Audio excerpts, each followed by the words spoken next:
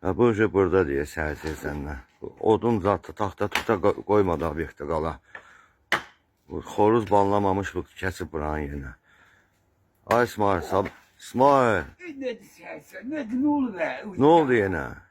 Of, ne oldu Salih? Nedir? Ne oldu be yenə? Elimi de ezdim he. Səhər tezdən burada yatmışsın sən. Yatmamışım Salih. Sen inanırsan. Hə. Ne oldu? Başıma iş geldi. Yatabilmiyorum diyeceğler. Niyə? Ben yatıram kardeş. Cinsiyetinler gelir gözümün kabağına durur. O kadar günahlar işletmişim ki. Günahlarımın azabını çekiyorum. Yatabilmiyorum. Niyə? Ne bileyim ben məsləhət edirsən sen. Yuxu dərmanı at. Yuxu dərman atırım. Ha. Ay yuxu dərman da atmışam. Ben xeyri yoktu.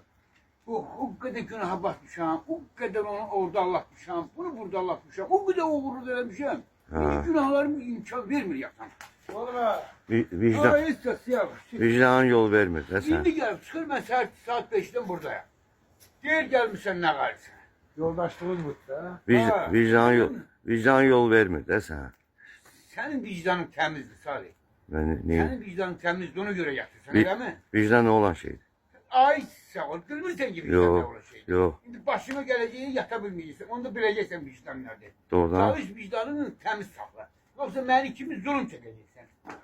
Sən üzə Benden saat demekti. gedirsən də o biri tərəfə ona görə. Sen geçmeyeceksin. Yok. Buranın bu dünyanın tutup kalacaksın. Ağıllanır.